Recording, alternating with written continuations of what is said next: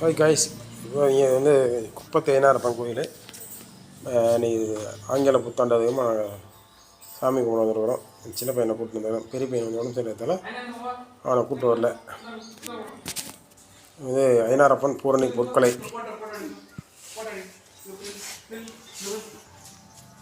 இது வந்து தலைவரிச்ச மரம்.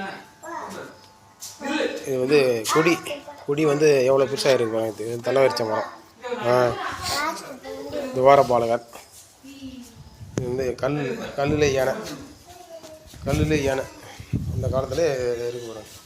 ஃபுல்லாகவே ஒரே கருங்கல் யானை, கல் யானை.